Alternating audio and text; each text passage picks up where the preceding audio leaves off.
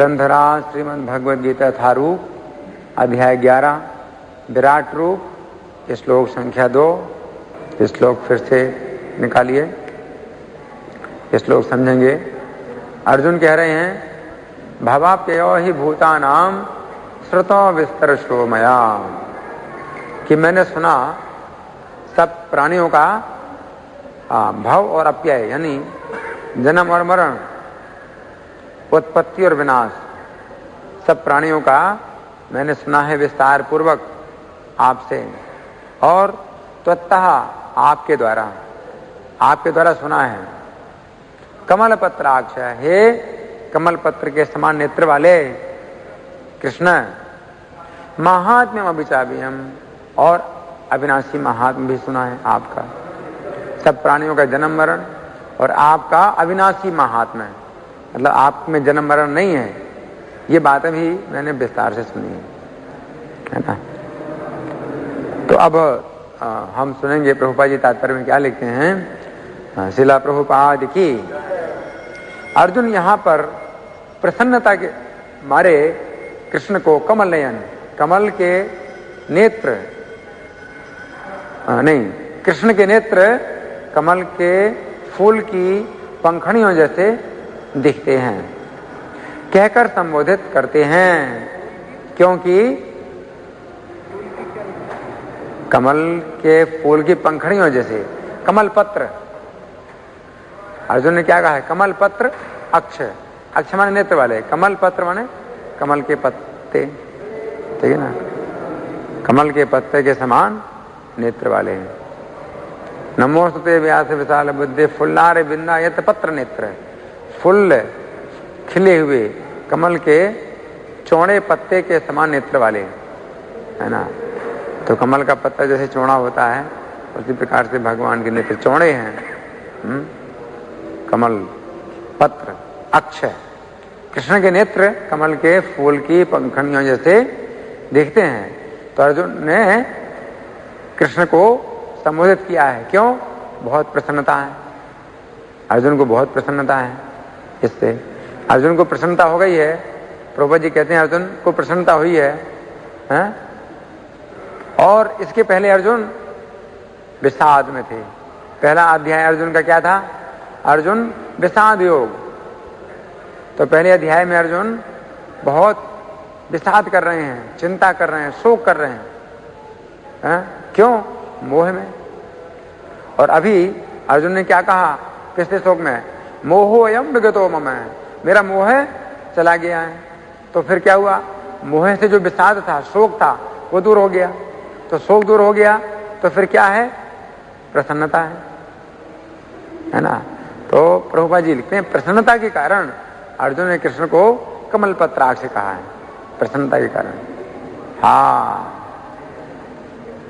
ये पहली बार अर्जुन ने कृष्ण को कमल पत्र अक्ष कहा है, कमल पत्राक्ष पहली बार कहा है ये। इसलिए प्रभुपाद कहते हैं कि अर्जुन बहुत प्रसन्न हो गए हैं। क्यों? 10वें अध्याय में विभूतियां भगवान की श्रवण की हैं अर्जुन ने, तो बहुत प्रसन्न हो गए, क्योंकि इसमें कृष्ण का अविनाशी महात्म्य है।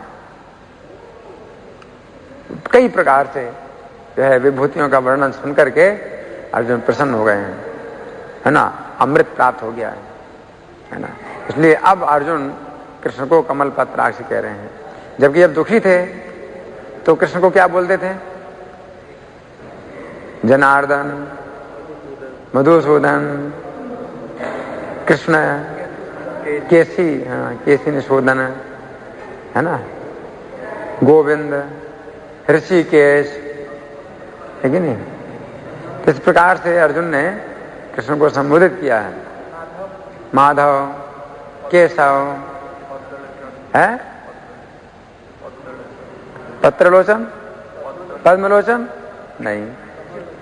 अभी अर्जुन ने कहा है कृष्ण को पद्मलोचन या कमल पत्राक्ष, अभी कहा है, ये पहली बार कहा है। अच्युत कहा है। जब दुखी हैं तो अर्जुन ने ये सब नाम उच्चारण किए हैं। कमल पत्राक्ष अब कह रहे हैं कमल पत्र, कमल पत्र के समान नेत्र वाले। अर्जुन प्रसन्नता है अर्जुन को। इसलिए प्रभुपाद लिखते हैं तात्पर्य में कि प्रसन्नता के कारण अर्जुन ने कृष्ण को कमल नयन कहकर संबोधित किया है, क्योंकि उन्होंने किसी पिछले अध्याय में उससे विश्वास दिलाया है, अहम कृष्णस्य जगतः प्रभुः प्रलय तथा, मैं इस संपूर्ण भौतिक जगत की उत्पत्ति तथा प्रलय का कारण हूं। हाँ, तो प्रभुपाद लिखते हैं किसी पिछले अध्याय में, लेकिन आपको पता कौन से अध्याय में है? अहम कृष्णस्य जगतः प्रभुः प्रलय तथा, कौन से अध्याय में? 7वें अध्याय में। 7वें अध्याय में एतद् योनिनि भूतानि सर्वाणि इत्युपधारय अहम कृष्णस्य जगतः प्रभुः प्रलय तथा, है ना, 6वां श्लोक, 7वें अध्याय का 6वां श्लोक है, निकालिए 7वें अध्याय का 6वां श्लोक, पेज नंबर 245। इसमें भगवान क्या कह रहे हैं? एतद् योनिनि भूतानि सर्वाणि इत्युपधारय अहम कृष्णस्य जगतः प्रभुः प्रलय तथा, सारे प्राणियों का उद्गम इन दोनों शक्तियों में है। इस जगत में जो कुछ भी भौतिक तथा आध्यात्मिक है उसकी उत्पत्ति तथा प्रलय मुझे ही जानूं। तो संपूर्ण जगत की उत्पत्ति और प्रलय मेरे कारण है ना। तो ये जो श्लोक प्रभुपाद ने उद्धृत किया है ये बड़ा ही मतलब बिल्कुल सटीक है, क्योंकि अर्जुन ने क्या कहा है कि सब प्राणियों का उत्पत्ति और विनाश मैंने सुना है आपसे, और आपकी अविनाशी महिमा सुनी है कि आपकी महिमा में कमी नहीं आती कभी भी, ना आपका जन्म होता है ना मरण होता है, और आपकी महिमा भी कभी घटती नहीं है, और प्राणियों का हमेशा जन्म मरण चलता रहता है ना। तो वो श्लोक इसी प्रकार का है कि एतद् योनिनि भूतानि सर्वाणि इत्युपधारय, कि कृष्ण की जो परा प्रकृति और अपरा प्रकृति के संयोग से ही ये सृष्टि होती है, और ये परा प्रकृति और अपरा प्रकृति जब अलग हो जाती हैं तो प्रलय होती है, और कृष्ण जो है ना इसके कारण है। जब दृष्टि डालते हैं अपनी अपरा प्रकृति पर, तो जो परा प्रकृति के अंश जो जीव हैं अपरा प्रकृति में पहुंच जाते हैं और सृष्टि होती है ना। और जैसे ही कृष्ण दृष्टि को अपनी समेट लेते हैं, जो परा प्रकृति है वो भी कृष्ण के शरीर में चली जाती है, अपरा प्रकृति अलग हो जाती है और प्रलय हो जाता है ना। तो बिल्कुल मतलब सटीक ये श्लोक है प्रभुपाद ने जो धृत किया है। अच्छा, तो विस्तार से अर्जुन कहते हैं कि विस्तार से मैंने सुना है। अर्जुन कह रहे हैं कि मैंने विस्तार से सुना है। क्या विस्तार से सुना है? कौन बताएगा? हाँ नहीं, लेकिन इस श्लोक में अर्जुन कह रहे हैं कि मैंने विस्तार से सुना है। क्या विस्तार से सुना है? हाँ, भवाप्ययो हि भूतानां, प्राणियों के उत्पत्ति और प्रलय को विस्तार से सुना है। प्राणियों की उत्पत्ति और प्रलय विस्तार से सुनी है। यहां पर विस्तार का मतलब वो नहीं है कि वो विधि भगवान ने विस्तार से बतलाई हो कि प्रलय कैसी होती है, प्राकृत प्रलय कैसी होती है, नैमित्तिक प्रलय कैसी होती है, आत्यंतिक प्रलय कैसी होती है, नित्य प्रलय, नैमित्तिक प्रलय, प्राकृत प्रलय। तो वो विस्तार से नहीं बतलाया भगवान ने गीता में। तो कि भगवत गीता जो है ना युद्ध क्षेत्र में अर्जुन को जो भगवान बतला रहे हैं, तो इतना समय नहीं है कि भगवान उत्पत्ति और प्रलय को विस्तार से सुना है। जैसे भागवतम में है सृष्टि का वर्णन बहुत विस्तार से, है ना। कोई व्यक्ति सोचे कि नहीं यहाँ अर्जुन ये कह रहे हैं कि प्राणियों की उत्पत्ति और प्रलय को विस्तार से सुना है, तो वो भागवतम का विषय है। भागवतम में ब्रह्मा जी की उत्पत्ति कैसे हुई, तो ब्रह्मा जी से उनके प्रजापति लोग कैसे हुए, फिर उनके संतान कैसे, उनका विवाह कैसे हुआ, तो वो यहाँ नहीं है कि अर्जुन ने विस्तार पूर्वक सुना हो। और फिर अपय माने मतलब विनाश विस्तार पूर्वक भागवतम में बताया गया है विनाश कैसे होता है, तो बहुत विस्तार से बताया गया है कि मतलब 100 साल तक वर्षा नहीं होती है, तेज धूप पड़ती है, समुद्र सूख जाते हैं, फिर 100 साल तक वर्षा होती रहती है, और रुद्र जो है ना 11 रुद्र हैं वो फिर विनाश करते हैं। तो बहुत विस्तार से सृष्टि और प्रलय का वर्णन श्रीमद् भागवत में है। तो यहां पर अर्जुन का ये कहना नहीं है कि मैंने सृष्टि की विधि और प्रलय की विधि का विस्तार पूर्वक वर्णन सुना, नहीं, ये नहीं। फिर यहां पर विस्तार का मतलब क्या है? बार बार। यहां पर मतलब अर्जुन का कहने का यह है कि भगवान के मुख से बार बार ये बातें सुनी है कि जीवों को कैसे जल्दी जल्दी शरीर प्राप्त होते हैं और उनको मरना पड़ता है? और भगवान का जो ना प्रभाव अविनाशी है, ये भी बार बार अर्जुन ने सुनी है बातें। तो यहां पर विस्तार का मतलब वो नहीं है कि विस्तार, बल्कि यहां विस्तार का मतलब क्या है? बारंबार है। तो अगर पिछले श्लोकों में आप देखें, पिछले अध्यायों के श्लोकों में देखें, तो आपको जो है ना मतलब ये बार बार विचार आएगा आपके दिमाग में कि बड़ी जल्दी ये जन्म मरण ये चल रहा है इस संसार में लोगों का। ये जीवन बहुत छोटा है, अनित्य है। तो ये जो बात है ये बार बार भगवद गीता में आती है और जो है ना आपके दिमाग में बार बार ये बातें फिर से बैठाई जाती है भगवद गीता में। जबकि हमारा जो दिमाग है वो कैसा है? हमारा दिमाग कैसा है? बार बार भूल जाते हैं। तो अर्जुन जो कह रहे हैं विस्तरसो में, यहाँ विस्तार से मैंने सुना है, यहाँ ये मतलब नहीं है कि विस्तृत विधि भगवान ने बताई हो सृष्टि और प्रलय की, नहीं, बल्कि यहां पर विस्तार का मतलब बारंबार है ना। तो आप देखोगे तो आपको पता चलेगा बारंबार भगवान ने ये बातें बताई हैं। भगवद गीता में इस विषय की पुनरावृत्ति हुई है बार बार, है ना। तो इसलिए प्रभुपाद जी ये लिख रहे हैं तात्पर्य में कि अर्जुन इसके विषय में भगवान से विस्तार पूर्वक सुन चुके हैं, है ना। अर्जुन को यह भी ज्ञात है कि समस्त उत्पत्ति तथा प्रलय के कारण होने के अतिरिक्त वे इन सबसे पृथक असंग रहते हैं। अब यहां असंग रहते हैं, भगवान असंग रहते हैं। यहां कमल पत्र की जो तुलना की है भगवान के नेत्रों से, है ना। तो कमल पत्र की विशेषता क्या होती है? पानी में रहते हुए वो पानी से स्पर्श नहीं होता उसका। तो भगवान जो है इस जगत में मतलब जन्म लेते हैं, बार बार जन्म लेते हैं, लीलाएं करते हैं, लेकिन इस भौतिक संसार के जो कलुष है, जो दोष हैं, उनसे उनका स्पर्श नहीं होता। इसलिए कमल पत्र से भगवान की तुलना की है। हालांकि उनके नेत्रों की तुलना की है जो कमल पत्र, लेकिन कमल पत्र की एक विशेषता जो है वो ये है कि वो पानी में रहते हुए भी पानी से गीला नहीं होता है।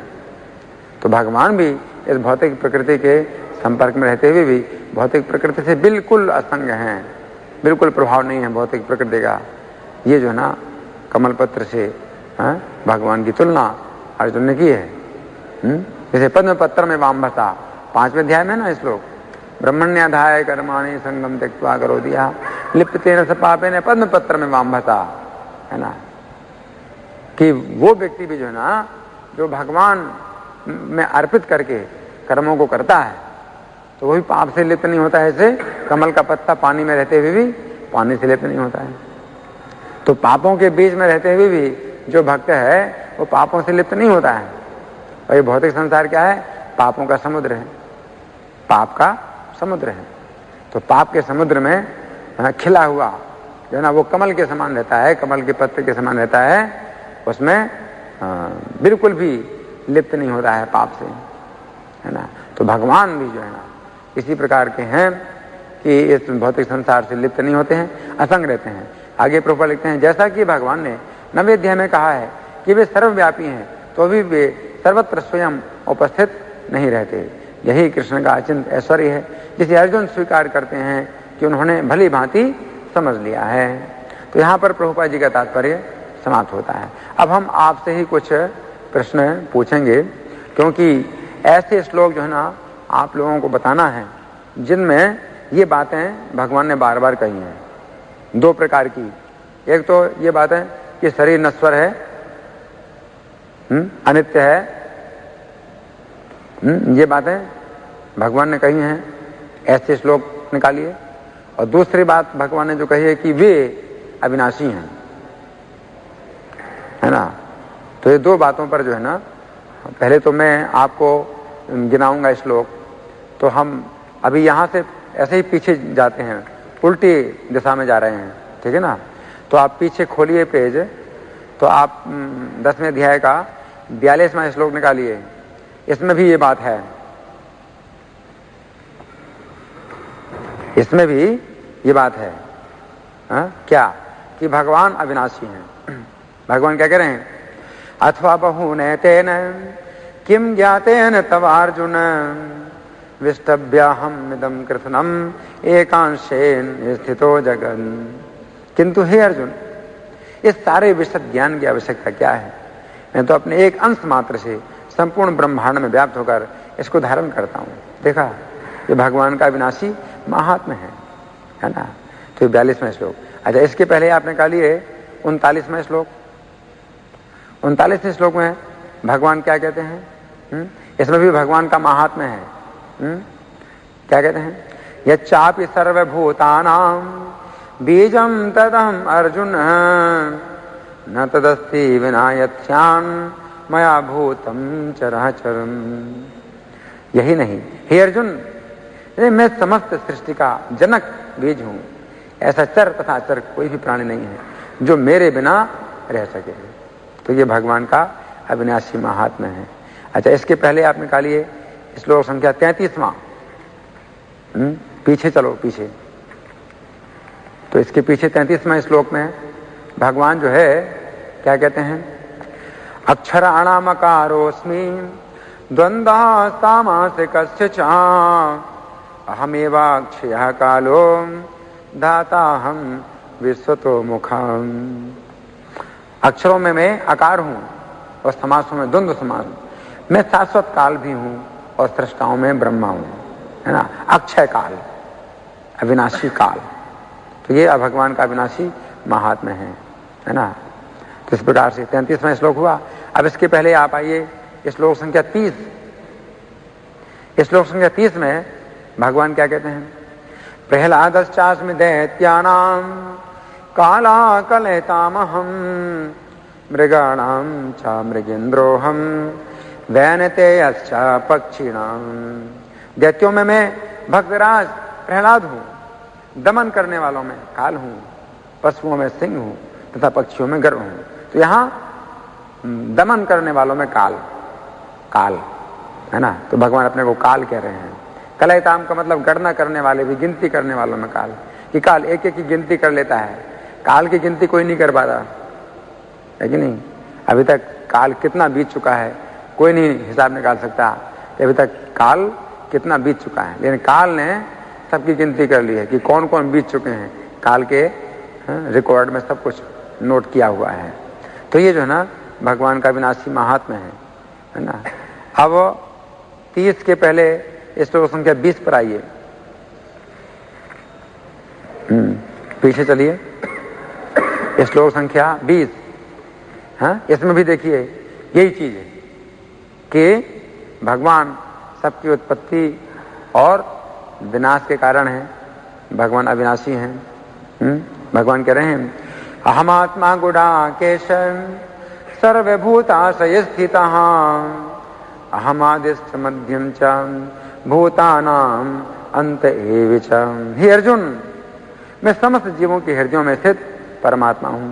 मैं ही समस्त जीवों का आदि मध्य तथा अंत हूं, है ना। तो देखा, भगवान अविनाशी हैं और सब जीवों का जो है ना उत्पत्ति प्रलय, इससे पता चलता है कि जल्दी जल्दी हो रहा है सबका जन्म मरण। इस जीवन का कुछ भी महत्व नहीं है। अगर कृष्ण का भजन नहीं किया इस जीवन में तो जीवन बिल्कुल बेकार चला गया, क्योंकि जन्म मरण ही हो रहा है और कुछ नहीं, है ना। इससे पता चलता है। अब श्लोक संख्या 19 में भगवान क्या कह रहे हैं? हन्तते कथयिष्यामि दिव्या ह्यात्म विभूतयः प्राधान्यतां कुरु श्रेष्ठ नास्त्यतो विस्तरस्य मे।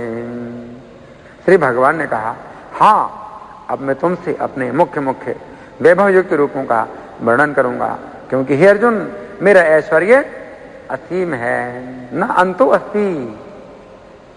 मेरे ऐश्वर्य का अंत नहीं है ना। तो इसमें जो है भगवान अपनी महिमा बदला रहे हैं, अपनी अविनाशी महिमा बदला रहे हैं। अच्छा, तो इस तरह से हमने चर्चा की है। और भी श्लोक संख्या 13 भी निकालिए, इसके पीछे पीछे चलिए।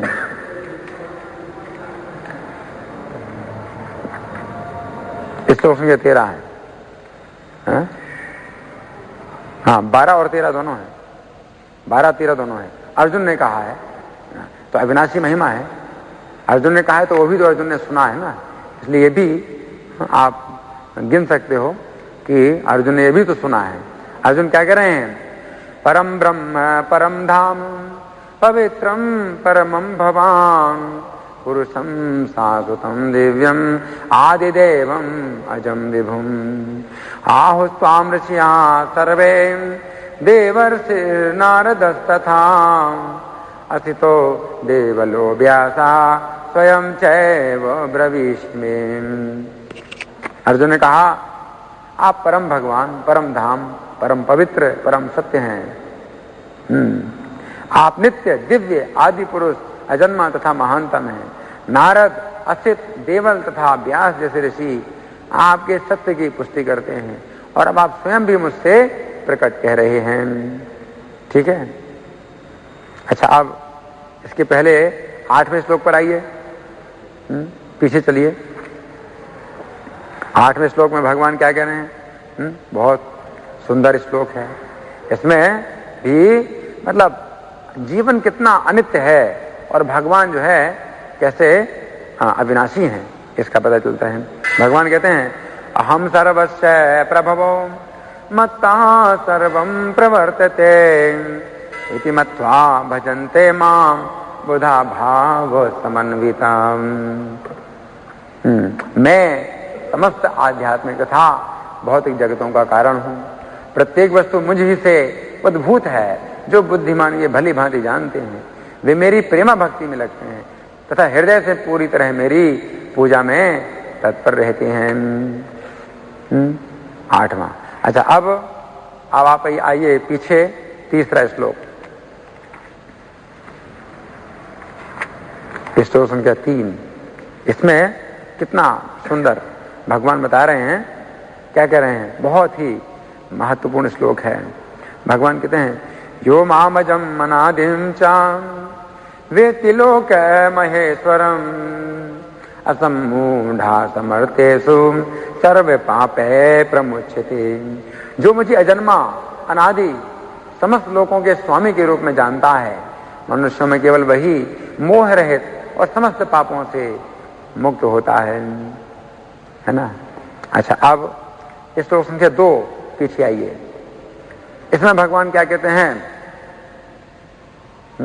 बहुत सुंदर भगवान कह रहे हैं न मे विदुः सुरगणां प्रभुं नाम हर्षयहां अहमादिर्हि देवानां महर्षीणां च सर्वशः।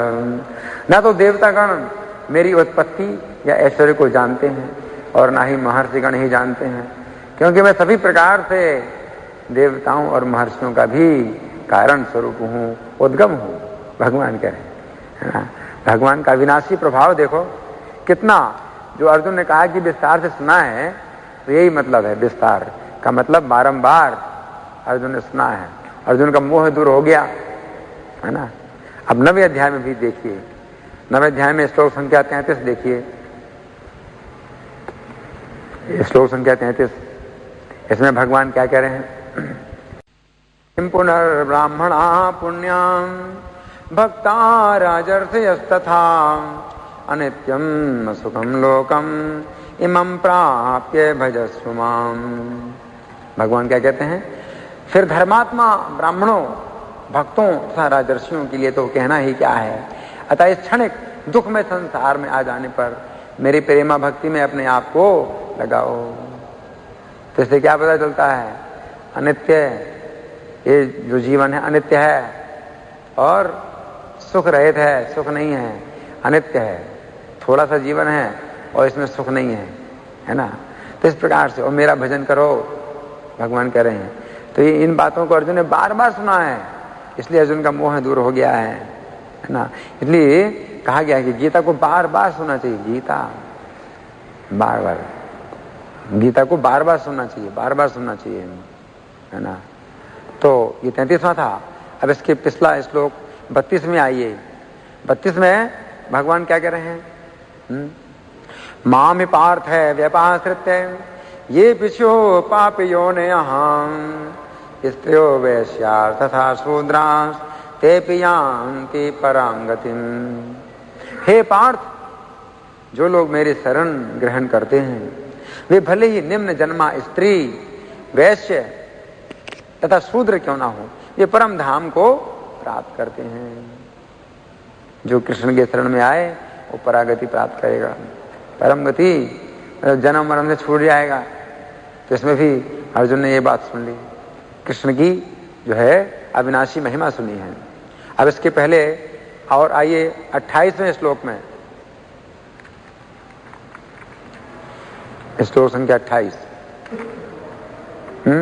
इसमें भगवान क्या कहते हैं? बहुत सुंदर श्लोक। भगवान कहते हैं शुभाशुभे फलैरेवं मोक्ष से कर्म बंधन संन्यास योग युक्तात्मा विमुक्तो मामुपैष्यसि।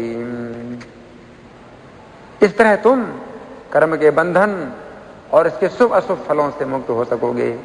इस संन्यास योग में अपने चित्त को स्थिर करके तुम मुक्त होकर मेरे पास आ सकोगे। तो भगवान क्या कह रहे हैं? कर्म बंधन से छूट जाओगे। कर्म बंधन का मतलब जन्म मरण से छूट जाओगे, है ना। जैसे क्या पता चलता है? कृष्ण की अविनाशी महिमा का पता चलता है। कृष्ण की कैसी अविनाशी महिमा है ना। अच्छा, 28वें श्लोक। अब इसके पहले आइए 25वें श्लोक में। इसमें भगवान क्या कह रहे हैं? यान्ति देवव्रता देवान् पितॄन् यान्ति पितृव्रताः भूतानि यान्ति भूतेज्या यान्ति मन्याजिनोति माम्। भगवान क्या कह रहे हैं? जो देवताओं की पूजा करते हैं वे देवताओं के बीच जन्म लेंगे। जो पितरों को पूजते हैं वे पितरों के पास जाते हैं। जो भूत प्रेतों की उपासना करते हैं वे उन्हीं के बीच जन्म लेते हैं। और जो मेरी पूजा करते हैं वे मेरे साथ निवास करते हैं। इससे क्या पता चलता है? जो कृष्ण की पूजा करते हैं वे जन्म मरण से छूट जाते हैं, है ना। इससे पता चलता है ना। तो इस तरह से ये श्लोक हुआ। अब इसके पहले आप आइए श्लोक संख्या 22। श्लोक संख्या 22। इसमें भगवान क्या कहते हैं? अनन्यास चिन्तयन्तो माम् ये जना पर्युपासते तेषां नित्याभियुक्तानां योगक्षेमं वहाम्यहम्। किंतु जो लोग अनन्य भाव से मेरे दिव्य स्वरूप का ध्यान करते हुए निरंतर मेरी पूजा करते हैं, उनकी जो आवश्यकताएं होती हैं उन्हें मैं पूरा करता हूं और जो कुछ उनके पास है उसकी रक्षा करता हूं। तो इससे क्या पता चलता है? इसके पिछले श्लोक में भगवान ने कहा था क्षीणे पुण्य मर्त्य लोकम विशन्ति। जो स्वर्ग में जाते हैं यज्ञों के द्वारा, जो स्वर्ग में जाते हैं उनके पुण्य क्षीण हो जाते हैं तो फिर से पृथ्वी में जन्म लेते हैं, है ना। और यहाँ पर भगवान के योग क्षेम वहाम्यहम्, उनकी आवश्यकताएं भी मैं पूरी करता हूँ और रक्षा भी करता हूँ। तो रक्षा का मतलब क्या है? जन्म मरण से भी रक्षा करता हूँ। जो आवश्यकताएं वो भी पूरी कर दूंगा और जन्म मरण से भी रक्षा करूंगा। तो ये पता चलता है भगवान का अविनाशी महात्म्य। ये 22वां है। और देखिए 21वां। हाँ 21वां हम ले सकते हैं, क्योंकि इसमें जो है ना पता चलता है कि किस प्रकार से जन्म के बंधन में बंधना पड़ता है जीव को। तेतम भुक्त्वा स्वर्गलोकम विशालम क्षीणे पुण्ये मर्त्यलोकम विशन्ति एवं त्रयी धर्म मनु प्रपन्ना गतागतम काम कामा लभन्ते। इस प्रकार जब वे उपासक यानी यज्ञ करने वाले विस्तृत स्वर्ग के इंद्रिय सुख को भोग लेते हैं और उनके पुण्य कर्मों के फल क्षीण हो जाते हैं तो वे मृत्यु लोक में पुनः लौट आते हैं। इस प्रकार जो तीनों वेदों के सिद्धांतों में दृढ़ रहकर इंद्रिय सुख की गवेषणा करते हैं उन्हें जन्म मृत्यु का चक्र ही मिल पाता है। जैसे पता चलता है जन्म मरण का चक्र कैसा है, जिसमें बंधे हैं, सब जीव बंधे हुए हैं, पता चलता है। तो ये दृष्टि है भगवद गीता से हमें प्राप्त होती है। और ये श्लोक संख्या 19, इसमें भी भगवान बताते हैं क्या, तपाम्यहम अहम वर्तम निगृहणाम्युत्सृजामि चाम अमृतम चैव मृत्युश्चा शतसच्चाहम अर्जुन। बहुत सुंदर श्लोक है। भगवान क्या कह रहे हैं, हे अर्जुन, मैं ही ताप प्रदान करता हूं और वर्षा को रोकता और लाता हूं। मैं अमृत हूं और साक्षात मृत्यु भी हूं। आत्मा तथा पदार्थ दोनों मुझ में ही है। तो मृत्यु के भी कारण भगवान है और अमृत के भी कारण भगवान है। अगर मृत्यु पाना चाहते हो तो फिर भगवान देने के लिए तैयार हैं, अगर मृत्यु से छुड़ना चाहते हो तो फिर भगवान छुड़ाने के लिए तैयार है। इससे पता चलता है ना। तो इस तरह से अर्जुन ने बहुत सुना है। 18वां, धन्यवाद, 18वां श्लोक देखिए इसमें है। अभी 18वें में आई, फिर 8। अभी हम पीछे जा रहे हैं क्रम से, 19 से 18, ठीक है। 18वें श्लोक में भगवान क्या कहते हैं, गतिर्भर्ता प्रभु साक्षी निवासा शरणम सुरेन प्रभु वहां प्रलया स्थानम निधानम बीजम अव्ययम। मैं ही लक्ष्य, पालन करता, स्वामी, साक्षी, धाम, शरण स्थली तथा अत्यंत प्रिय मित्र हूं। मैं सृष्टि तथा प्रलय, सबका आधार, आश्रय तथा अविनाशी बीज भी हूं। इससे क्या पता चलता है?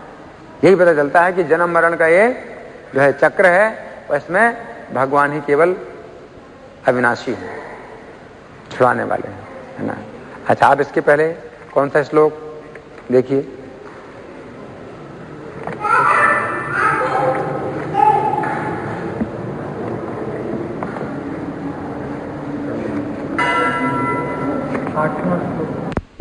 तेरहवां निकालिए। इसमें भगवान क्या कहते हैं, महात्मानस्तु माम पार्थ देवीं प्रकृतिमाश्रितां भजन्ते नन्न मनसो ज्ञात्वा भूतादिम अव्ययम्। हे पार्थ, मोह मुक्त महात्मा जन दैवी प्रकृति के संरक्षण में रहते हैं। वे पूर्णतः भक्ति में निमग्न रहते हैं, क्योंकि वे मुझे आदि तथा अविनाशी भगवान के रूप में जानते हैं। मिला, वही बात मिली कि वे भजन करते हैं मेरा। क्यों? ज्ञात्वा भूत आदिम में, अविनाशी हूं और सबका आदि हूं। सबका जन्म होता है भगवान से, और भगवान का कभी विनाश नहीं होता है। हाँ, और श्लोक संख्या 11 निकालिए। निकाला? भगवान कह रहे हैं, अवजानन्ति मां मूढ़ा मानुषीं तनुमाश्रितं परम भावम जानन्तो मम भूत महेश्वरम। जब मैं मनुष्य रूप में अवतरित होता हूं तो मूर्ख मेरा उपहास करते हैं। वे मुझ परमेश्वर के दिव्य स्वभाव को नहीं जानते। मूर्ख, वो जन्म मरण से बंधे हैं और मेरा उपहास करते हैं। कितने बेवकूफ हैं। जन्म मरण से बंधे हुए ये मूर्ख जो है कृष्ण का उपहास करते हैं, जिनका जन्म मरण नहीं होता कभी। वे सबके जन्म मरण जानते हैं। कृष्ण कितने बार जन्म मरण हो चुके हैं, सब जानते हैं। और वे बेवकूफ जो है ना कृष्ण पर हंस रहे हैं। कितने बेवकूफ हैं। और श्लोक संख्या 10 निकालिए। इसके पहले कृष्ण क्या कह रहे हैं, मयाध्यक्षेण प्रकृति सोयते सचराचरम हेतुनानेन कौन्तेय जगद्वी परिवर्तते। हे कुंती पुत्र, ये भौतिक प्रकृति मेरी शक्तियों में से एक है और मेरी अध्यक्षता में कार्य करती है, जिससे सारे चर तथा अचर प्राणी उत्पन्न होते हैं। इसके शासन में यह जगत बारंबार सृजित और विनष्ट होता रहता है। तो इस श्लोक में भगवान क्या बता रहे हैं, प्रकृति उत्पन्न कर रही है, चर अचर सब प्राणी को उत्पन्न कर रहे हैं। तो इससे क्या पता चलता है जीवन कितना थोड़ा है? किस प्रकार से बार बार जन्म हो रहा है प्रकृति के द्वारा, है ना, और भगवान की अध्यक्षता में हो रहा है, भगवान के सामने। भगवान का जन्म मरण नहीं होता है, ये पता चलता है। और इसके पहले कौन सा श्लोक है? 8वां। इसमें भगवान करें, प्रकृतिम स्वामवष्टभ्य विसृजामि पुनः पुनः बोधग्रामम इमं कृतनम अवशम प्रकृतिर्वशान। संपूर्ण विराट जगत मेरे अधीन है, ये मेरी इच्छा से बारंबार स्वतः प्रकट होता रहता है और मेरी इच्छा से अंत में विनष्ट होता है ना। तो ये भगवान का अविनाशी महात्म्य है। और 7वां श्लोक, इसमें भगवान क्या कह रहे हैं? सर्वभूतानि कौन्तेय प्रकृतिम यान्ति मामिकाम कल्पक्षये पुनस्तानि कल्पादौ विसृजाम्यहम्। हे कुंती पुत्र, कल्पकांत होने पर सारे प्राणी मेरी प्रकृति में प्रवेश करते हैं और अन्य कल्प के आरंभ होने पर मैं उन्हें अपनी शक्ति से पुनः उत्पन्न करता हूं। देखा किस प्रकार से जो है जन्म मरण के बस में है सब प्राणी, और कृष्ण अविनाशी हैं। श्लोक संख्या 3।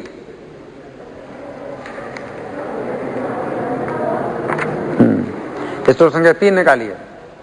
इसमें भगवान कह रहे हैं, अश्रद्धाना पुरुषा धर्मस्यास्य परंतप अप्राप्य माम निवर्तन्ते मृत्यु संसारे वर्तमनि। हे परंतप, जो लोग भक्ति में श्रद्धा नहीं रखते वे मुझे प्राप्त नहीं कर पाते, अतः वे इस भौतिक जगत में जन्म मृत्यु के मार्ग पर वापस आते रहते हैं। तो भौतिक संसार क्या है? जन्म मरण का मार्ग है। तो लोग नहीं समझ पाते हैं, वो सोचते हैं कि हम जीवन में आनंद ले रहे हैं, लेकिन वास्तव में वे किस रास्ते पर चल रहे हैं? जन्म मरण का ये रास्ता है, इसमें चल रहे हैं, ये पता चलता है। श्लोक संख्या 2। राज विद्या राजगुह्यम पवित्रम इदमुत्तमम प्रत्यक्षावगमम धर्म्यम सुसुखम कर्तुम अव्ययम। ये ज्ञान सब विद्याओं का राजा है, जो समस्त रहस्यों में सर्वाधिक गोपनीय है। ये परम शुद्ध है और चूंकि है आत्मा की प्रत्यक्ष अनुभूति कराने वाला है, अतः ये धर्म का सिद्धांत है। ये अविनाशी है और अत्यंत सुखपूर्वक संपन्न किया जाता है। इसमें भी अविनाशी बताया है भगवान ने। श्लोक संख्या 8वें अध्याय का 28वां श्लोक। भगवान कह रहे हैं, वेदेषु यज्ञेषु तपासु चैवं दानेषु यत् पुण्य फलम प्रदिष्टम अत्येति तत्सर्वमिदं विदित्वा योगी परम स्थानमुपैति चाद्यम। जो व्यक्ति भक्ति मार्ग स्वीकार करता है वह वेदाध्ययन, तपस्या, दान, दार्शनिक तथा सकाम कर्म करने से प्राप्त होने वाले फलों से वंचित नहीं होता। वह मात्र भक्ति संपन्न करके इन समस्त फलों की प्राप्ति करता है और अंत में परम नित्य धाम को प्राप्त होता है। तो इससे क्या पता चलता है? क्या पता चला इससे? भगवान की अविनाशी महिमा पता चली ना। श्लोक संख्या 23 है, इसके पीछे निकालिए। यत्र काले आवृत्तिम चैव योगिनः प्रयाता यान्ति तम कालम वक्ष्यामि भरतर्षभ। हे भरत श्रेष्ठ, अब मैं तुम्हें उन विभिन्न कालों को बताऊंगा जिनमें इस संसार से प्रयाण करने के बाद योगी पुनः आता है अथवा नहीं आता। तो इससे क्या पता चलता है? बार बार आना पड़ता है, नहीं जन्म लेना पड़ता है, बार बार जन्म लेना पड़ता है ना, इससे ये पता चलता है। अच्छा, अब श्लोक संख्या 21 निकालिए।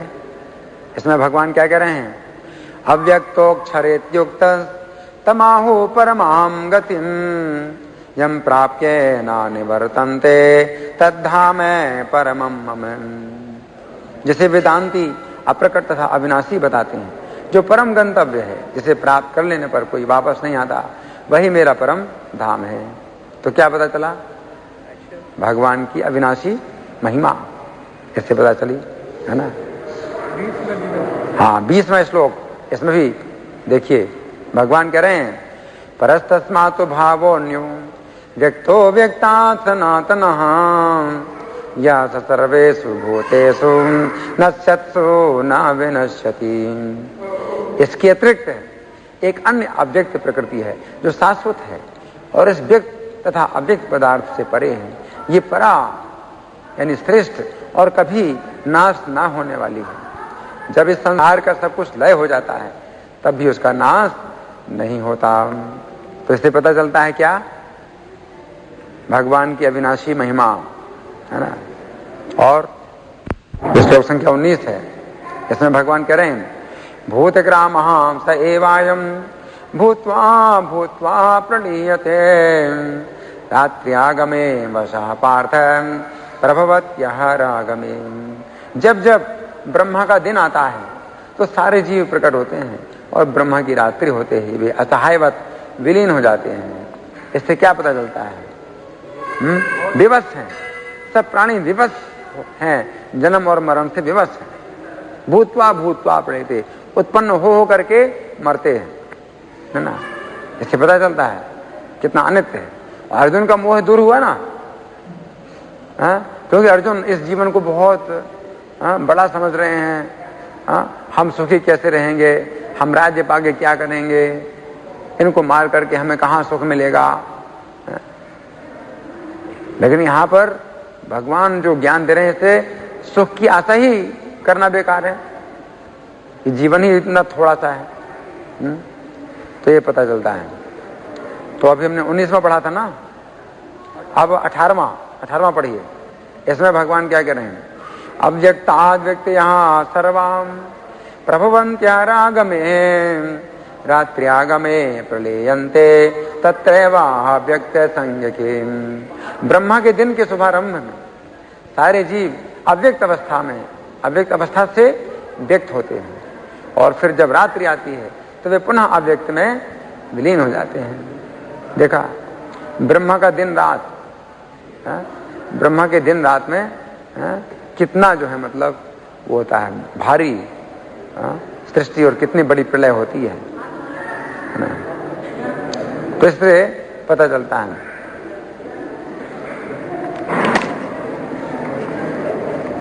अच्छा, अब निकालिए श्लोक संख्या 16 निकालिए।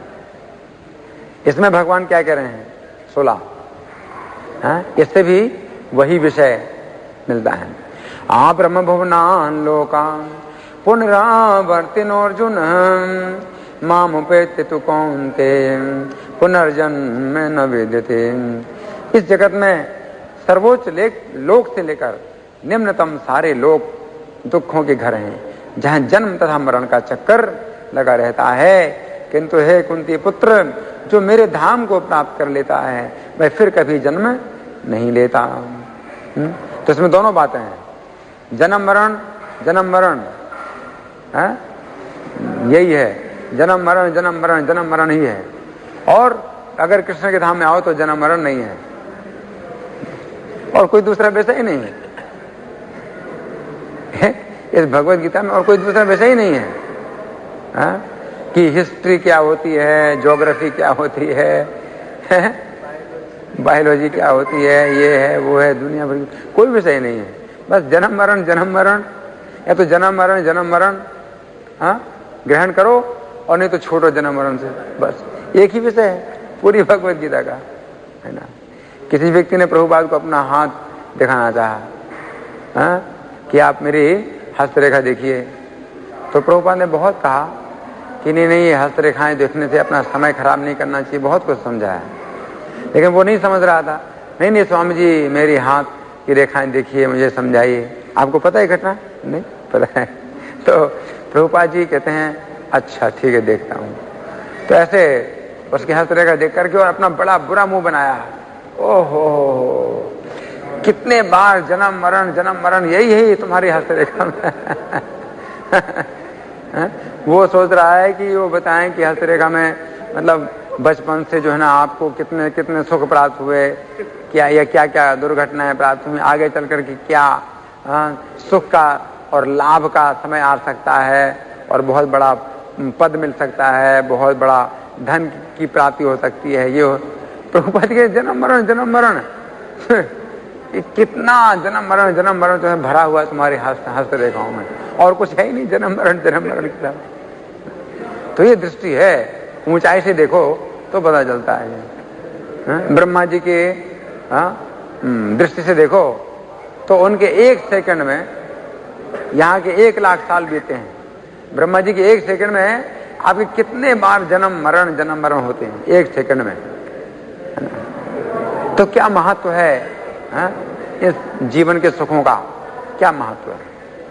सबसे बड़ा दुख क्या है? जन्म मरण बुढ़ापा बीमारी, दुख दोषानुदर्शनम, ये ज्ञान है। अगर ब्रह्मा जी की दृष्टि से देखो तो आप जो है ना, उनके 1 सेकंड में आप जो है ना 50 बार जन्म मरण बुढ़ापा बीमारी, जन्म मरण बुढ़ापा बीमारी, ये है और कुछ है ही नहीं। क्या है? क्या महत्व है? आपको कुछ सुख मिल रही है, इंद्रिय तृप्ति मिल रही है, इसका क्या महत्व है ना? अच्छा, हमने 16वां पढ़ा ना अभी, अब है अब 15वां देखिए। 15वां देखिए कितना सुंदर भगवान जो है ना कैसी दृष्टि दे रहे हैं भगवद गीता में। देखिए, मामुपेत्य पुनर्जन्म दुःखालयं न शाश्वतम् नाप्नुवन्ति महात्मानः संसिद्धिं परमां गताम्। मुझे प्राप्त करके महापुरुष जो भक्ति योगी हैं कभी भी दुखों से पूर्ण इस अनित्य जगत में नहीं लौटते, क्योंकि उन्हें परम सिद्धि प्राप्त हो चुकी होती है ना? अच्छा, और श्लोक संख्या 13 में भगवान क्या कह रहे हैं? ओमित्येकाक्षरं ब्रह्म व्याहरन् मामनुस्मरन् यात प्रयाति त्यजन् देहं सयाति परमां गतिम्। इस योगाभ्यास में स्थित होकर तथा अक्षरों के परम संयोग यानी ओंकार का उच्चारण करते हुए यदि कोई भगवान का चिंतन करता है और अपने शरीर का त्याग करता है तो वह निश्चित रूप से आध्यात्मिक लोगों को जाता है। इसमें क्या पता चलता है? भगवान की अविनाशी महिमा पता चलती है ना? अच्छा, अब श्लोक संख्या 11, इसमें भगवान क्या कह रहे हैं? यदक्षरं वेद विदो वदन्ति विशन्ति अन्यतयो भीतरागान् यदिच्छन्तो ब्रह्मचर्यं चरन्ति तत्ते पदं संग्रहेण प्रवक्ष्ये। जो वेदों के ज्ञाता हैं, जो ओंकार का उच्चारण करते हैं और जो संन्यास आश्रम के बड़े बड़े मुनि हैं, वे ब्रह्म में प्रवेश करते हैं। ऐसी सिद्धि की इच्छा करने वाले ब्रह्मचर्य व्रत का अभ्यास करते हैं। अब मैं तुम्हें वह विधि बताऊंगा जिससे कोई भी व्यक्ति मुक्ति लाभ कर सकता है। तो इसमें भगवान की अविनाशी महिमा है, बताया है। और श्लोक संख्या 10 देखिए, इसमें भगवान क्या कर रहे हैं? प्रयाण काले मनसा चलेन भक्त्या युक्तो योग बलेन चैवम भ्रुवोर्मध्ये प्राणमावेश सम्यक शतम परम पुरुषम उपैति दिव्यम। मृत्यु के समय जो व्यक्ति अपने प्राण को भवों के मध्य स्थिर कर लेता है और योग शक्ति के द्वारा अविचलित मन से पूर्ण भक्ति के साथ परमेश्वर के स्मरण में अपने को लगाता है, वह निश्चित रूप से भगवान को प्राप्त होता है ना? ये। और श्लोक संख्या 9 में भगवान क्या कह रहे हैं? कैसे स्मरण करना है भगवान का? कविम पुराणम मनुशासितारम अणोरणीयान समनुस्मरेद्यहं सर्वसधातारम अचिंत्य रूपम आदित्य वर्णम तमसः परस्ताम। मनुष्य को चाहिए कि परम पुरुष का ध्यान करे। कैसे? सर्वज्ञ है, पुरातन है, नियंता है, लघुतम से भी लघुतर, प्रत्येक के पालन करता है, समस्त भौतिक बुद्धि से परे हैं, अचिंत्य हैं तथा नित्य पुरुष हैं। वे सूर्य की भांति तेजवान हैं, इस भौतिक प्रकृति से परे दिव्य रूप हैं। और छठा श्लोक देखिए, इसमें भगवान क्या कहते हैं, यम यम वापि स्मरन् भावम यत्यन्ते कलेवरम तम तमेवेति कौन्तेय सदा तन् भाव भावितः। हे कुंती पुत्र, शरीर त्यागते समय मनुष्य जिस जिस भाव का स्मरण करता है वह उस भाव को निश्चित रूप से प्राप्त होता है। खैर यहाँ हाँ ये भी जन्म मरण तो यही है, जन्म मरण का इसमें बताया है।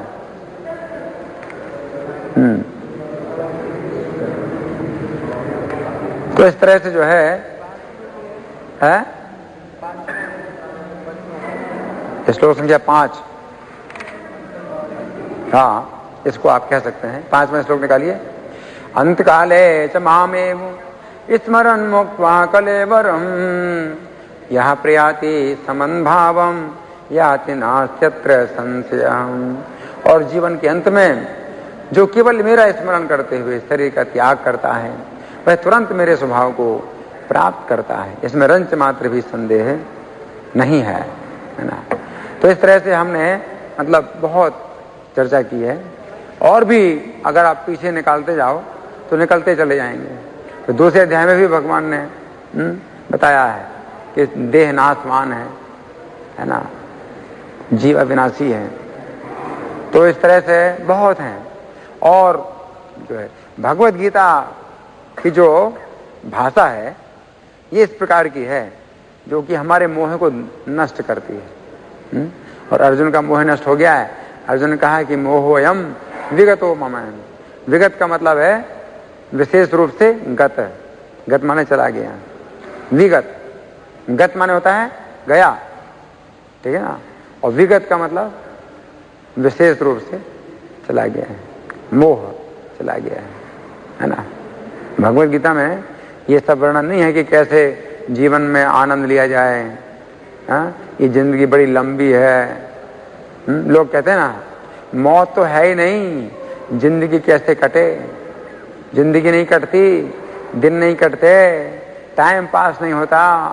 टाइम पास करने के लिए फिल्में देखो, क्रिकेट का मैच देखो, ये गीता नहीं बता दी। गीता क्या बताती है? ब्रह्मा के 1 सेकंड में यहाँ आपके 50 बार जन्म होते हैं।